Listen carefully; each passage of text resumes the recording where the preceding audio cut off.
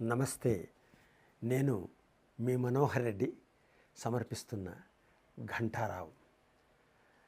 వెనకేసుకున్నది వెనక వస్తే బాగుండేది, వెనకేసుకున్నది వెనక వస్తే బాగుండేది.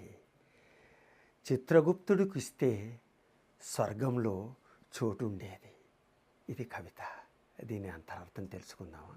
ఇది ఈనాటి మనుషుల, అందరూ మనుషులు కాదు, కొందరు మనుషుల ఆలోచన రీతులకు అద్దం పడుతున్న కవిత.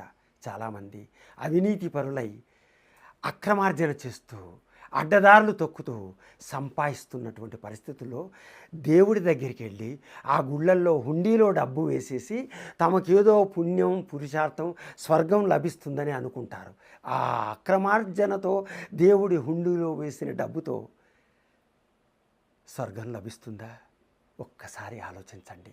అందుకే ఈ కవిత.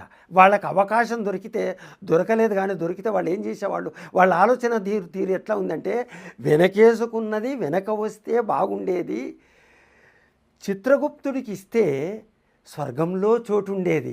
అంటే వెనకేసుకున్నది పైకి తీసుకెళ్తే ఆ చిత్రగుప్తుడు కూడా లంచం ఇచ్చేసి ఆయనకు ఆ చిత్రగుప్తుడు యొక్క చిఠాను మార్చేసి పేజీలు చించేసి వీడు ఎట్లాగూ నరకం వెళ్ళాల్సిన వాడు ఆయనకు లంచం ఇచ్చేసి స్వర్గం వెళ్ళాలని ఆలోచన ఈ కవితలో మనకు ప్రస్ఫుటంగా కనిపిస్తుంది.